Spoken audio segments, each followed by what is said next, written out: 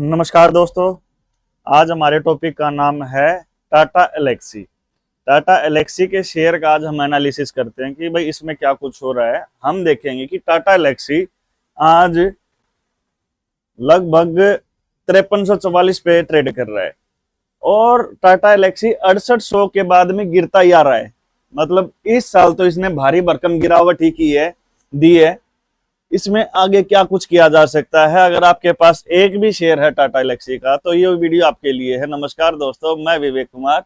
आज हम टाटा एलेक्सी के शेयर को देखते हैं। आप देखो कि अभी टाटा एलेक्सी का शेयर यहां खड़ा है और रिसेंटली इसने डबल बॉटम बनाया था। यहां से इसने दोबारा वापस ऊपर जाने की भी कोशिश की, बट 5600 से नीचे गिर गया। तो अभी इसके लिए जो मेजर सपोर्ट है वो क्या है? जहां इसने डबल बॉटम बनाया था 5200। मतलब अगर 5200 से नीचे स्लिप करता है, अभी हम डे टाइम फ्रेम पे देख रहे हैं, अगर स्टॉक 5200 से नीचे आता है तो 4700 तक का स्पेस एक ओपन हो जाएगा। आप देखो कि बीच में कुछ भी नहीं है, कुछ भी नहीं है। और ये दो बड़ी कैंडल बनाई थी। आप देखो कि यहां से स्टॉक ने भारी भरकम एक बार भागने की कोशिश की थी। तो ये वाला जो जोन है ये इसने कभी फुलफिल भी नहीं किया है। ऊपर वाली कैंडल का तो फुलफिल कर दिया, बट नीचे वाले का रहता है। इन केस अगर स्टॉक नीचे आता है तो ये दो कैंडल्स का जो स्पेस है वो भर सकता है। मतलब स्टॉक गिरने के बाद आपको ये लेवल वॉच करना है।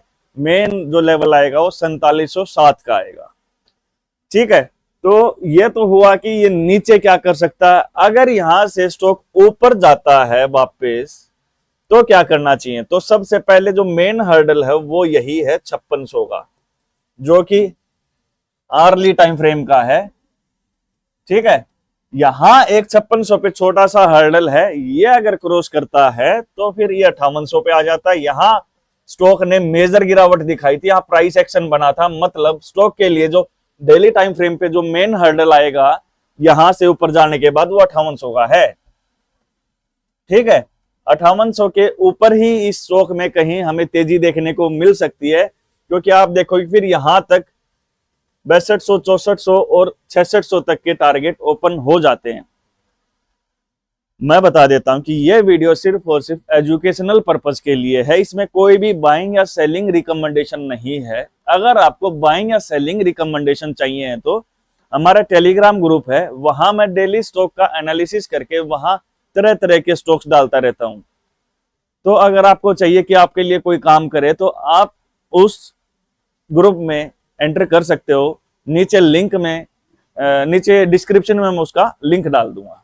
ठीक है, तो अब हम इसको आगे देखते हैं। भाई ये तो डेली टाइम फ्रेम की हो गया, और ये क्या है? डायनामिक स्पॉट रेजिस्टेंस हमने देखे कि ये स्पॉट रेजिस्टेंस क्या कर सकते हैं। अब लैगिंग इंडिकेटर, मतलब हम देख लेते हैं कि भाई इसके मूविंग एवरेज क्या बोल रहे हैं, डेली के मूविंग एवरेज क्या बोल रहे हैं। क्या कोई मूविंग एवरेज हमें बोल रहा है कि यहां से ये वापसी कर सकता है, नीचे गिर सकता है?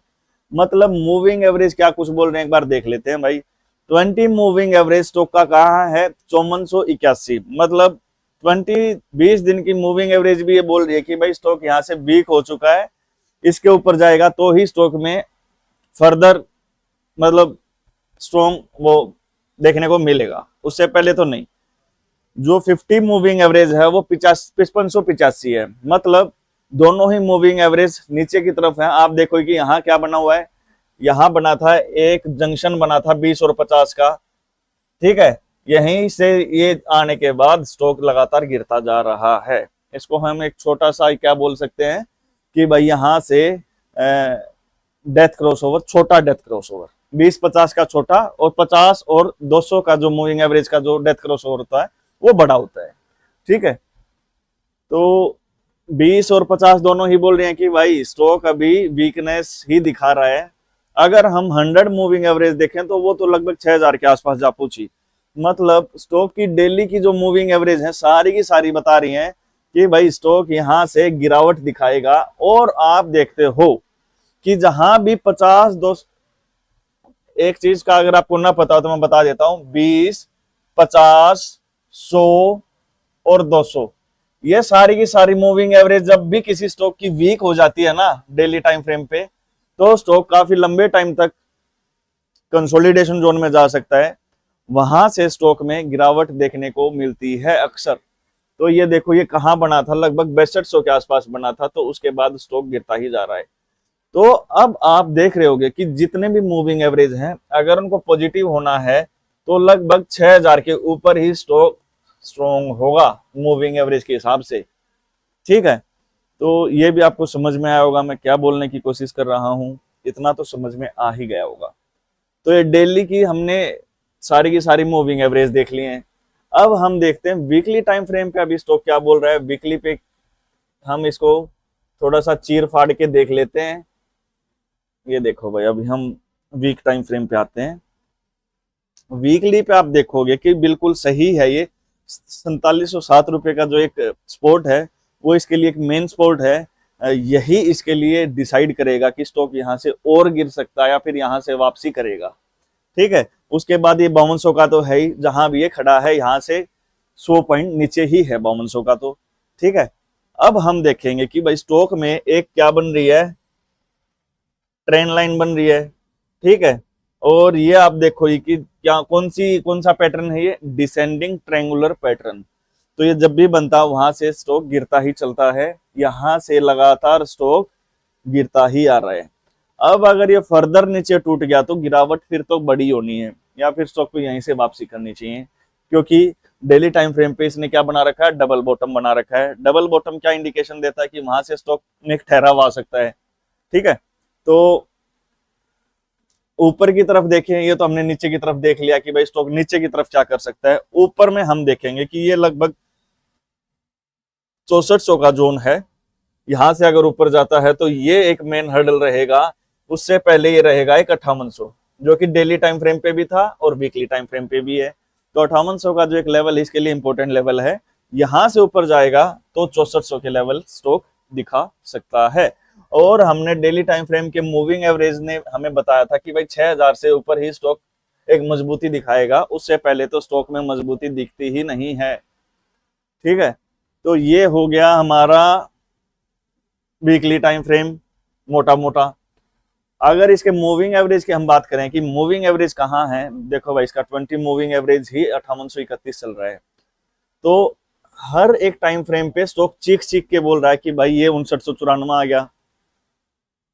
100 मूविंग एवरेज और देख लेते हैं, ये 6800 है भाई, और 200 तो काफी ऊपर मिलेगा, 200 तो 7104 है। अब हम इसको भी थोड़ा सा देख लेते हैं कि भाई इतना ऐसा क्या हो गया स्टॉक में।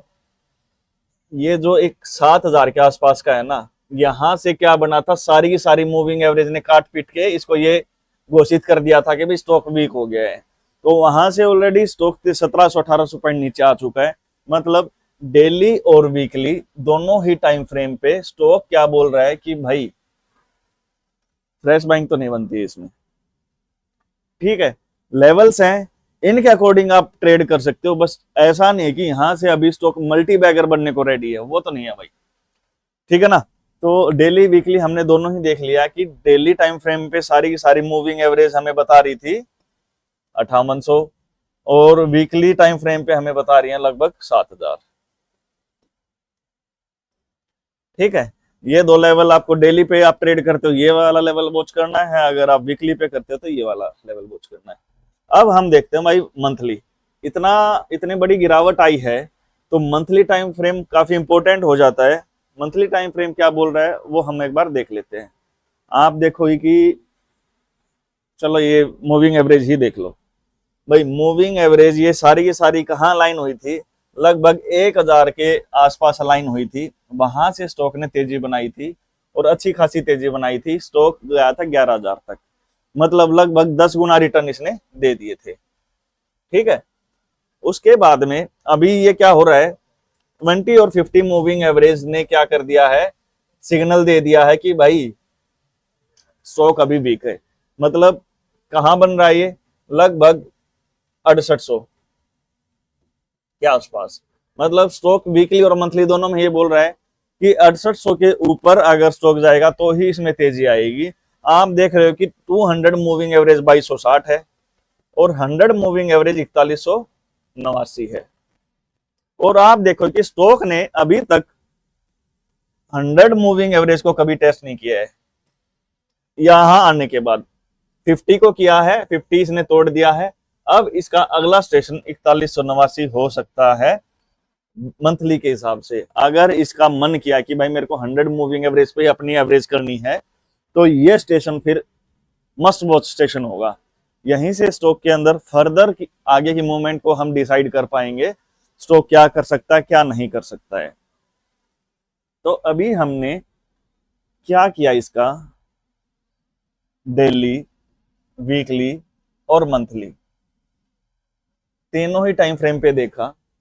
डेली पे भी सेल चल रहा है, बट नियर कहाँ है, सपोर्ट है।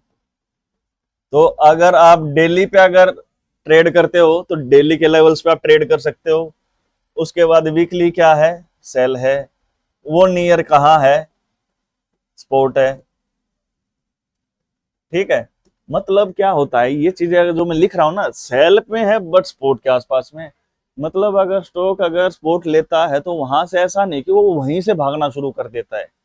वो एक टाइम वाइज करेक्शन में आ सकता है कि आप छोटे छोटे लेवल ले सकते हो।